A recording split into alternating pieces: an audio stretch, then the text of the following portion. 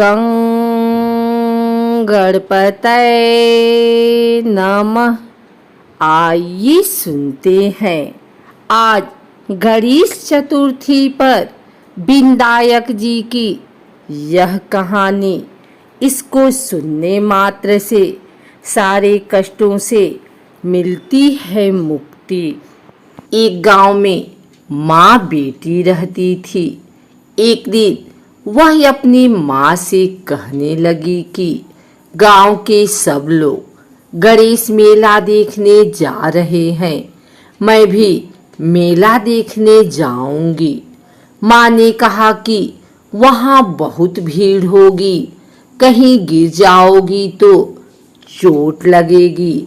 लड़की ने माँ की बात नहीं सुनी और मेला देखने चल पड़ी।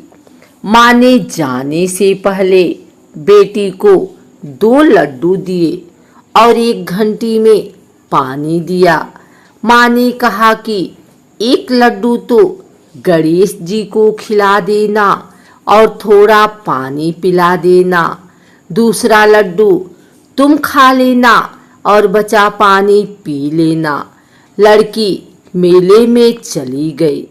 मेला खत्म होने पर सभी गांव वाले वापिस आ गए, लेकिन लड़की वापस नहीं आई।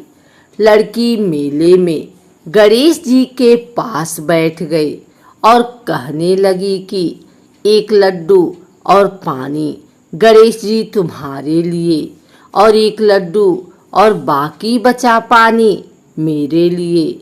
इस तरह कहते कहते सारी रात बीत गई। गणेश जी यह देखकर सोचने लगे कि अगर मैंने यह 1 लड्डू और पानी नहीं पिया तो यह अपने घर नहीं जाएगी।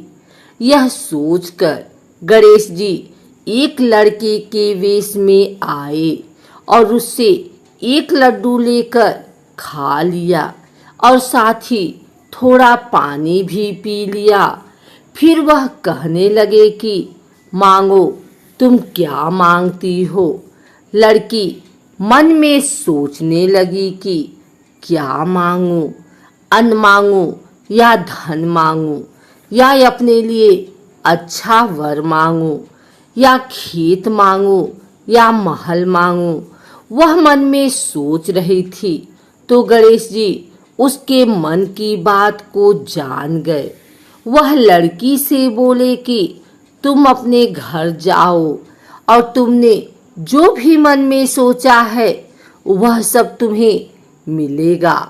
लड़की घर पहुंची तो माँ ने पूछा कि इतनी देर कैसे हो गई।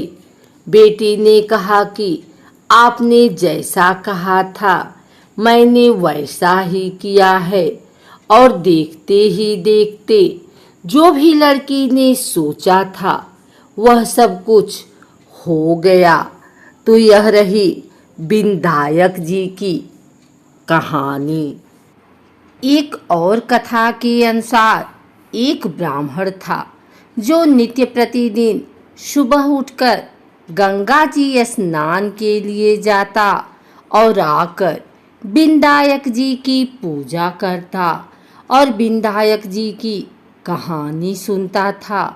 उसकी पत्नी को पूजा करना अच्छा नहीं लगता था और वह गुस्सा हो जाती थी।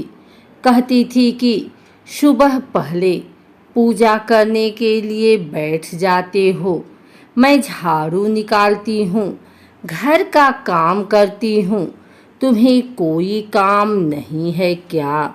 ब्राह्मण उसकी बात को सुनता ही नहीं था।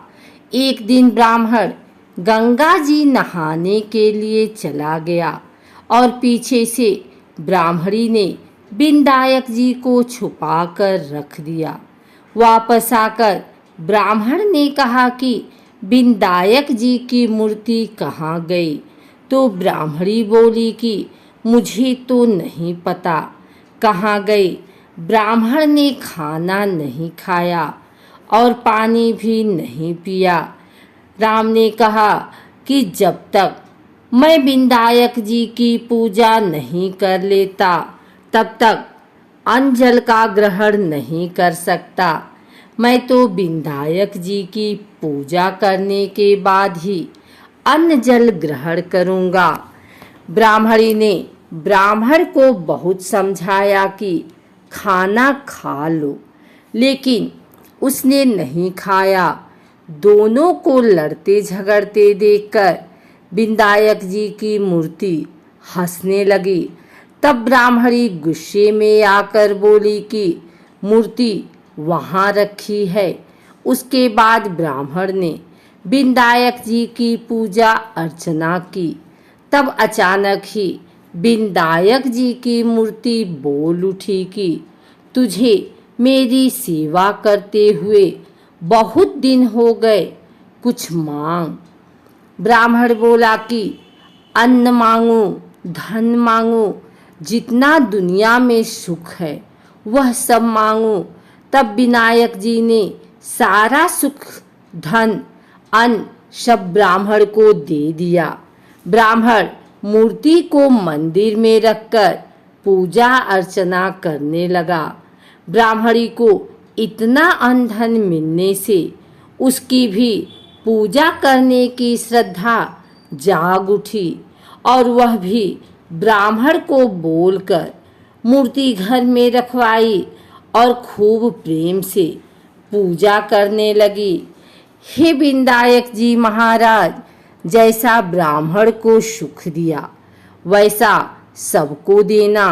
विनायक जी की कहानी सुनने वाले को, विनायक जी की कहानी कहने वाले को, हुंकार भरने वाले को और पूरे परिवार को देना। तो बोलो गजानन महाराज की जय, विनायक जी महाराज की जय।